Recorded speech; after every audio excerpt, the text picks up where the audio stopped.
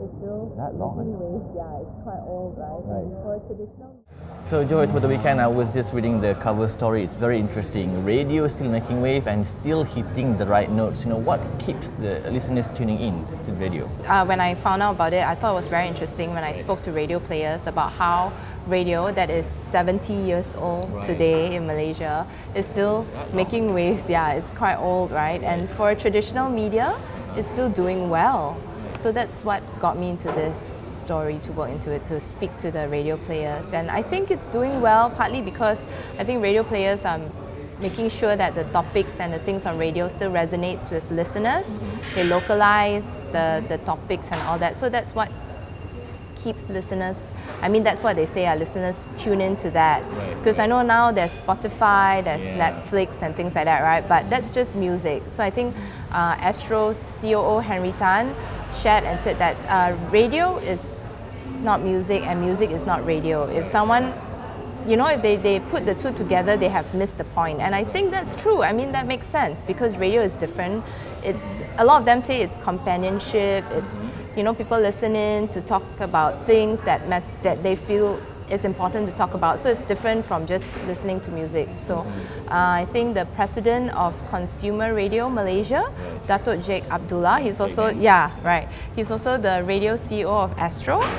He shared that how radio today has come from a straight linear medium to a 360 right now. So it's more than just a straight linear platform.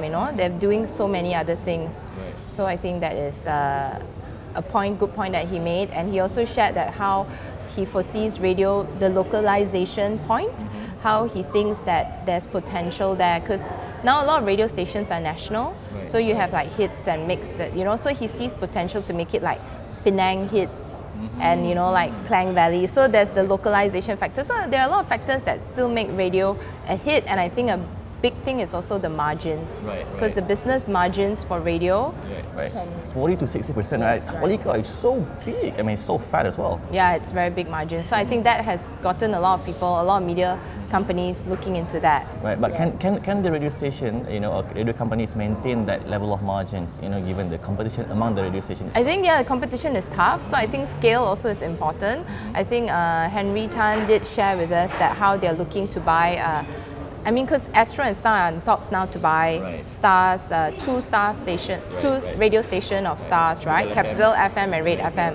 And he shared like how he doesn't think the cost for that will increase for Astro, because they already have 18 stations. So the back end part of it is not so, they don't need the additional cost to it anymore. So from that perspective, I think they can still keep the margins if they can turn around those stations and make it money making.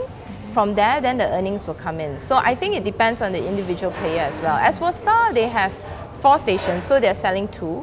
There's another 2 that's in the vernacular segment, the Malay and Chinese segment, Surya FM, and and that is their pot of gold for them, for Star. So I think a lot of radio players also see the vernacular segment as a very huge potential for them. Right, okay. Now, Joyce, if you look at the radio stations right now, they're all going digital. We've seen, I can even see the radio DJs online, But are the radio companies moving fast enough, to keep with the pace of the digital trend? Okay, I think so, because like Media Premier's radio CEO, Seelan Paul, he shared with me how they started going digital about a couple of years back already, and they're starting to see the benefits now. And he shared with me an example. He feels like disruption, like digital disruption, helps the traditional model of radio.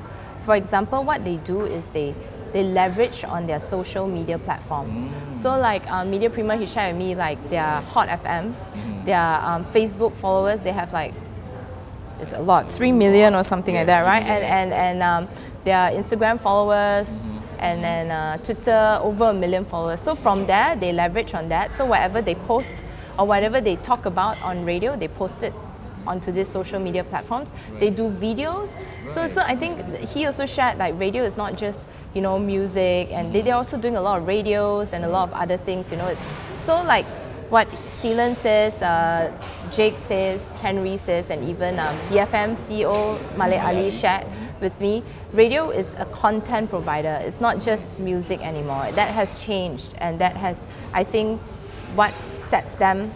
I mean, their business model is apart from the other business models perhaps that have not caught up so much, is because they are evolving with the times, and they're trying to catch that wave. Right, right. And of course, advertisers still prefer to, advertise their products via radio, right? Yes. RADX has increased by 265% over the last 10 years. Yes. I think so last year, the ad spend for radio was 400 over million, and I spoke to advertising planners, and they shared the CEO of Harvest Media Group Malaysia, Andreas. He said that we do see radio stations come in and out. Some radio stations don't do well, but when it comes to ad spend for radio, at its worst, it's stagnant. It doesn't drop. Right. But of course, at its best, it goes up very high. So he says that is partly because advertisers like radio because it is very cost efficient.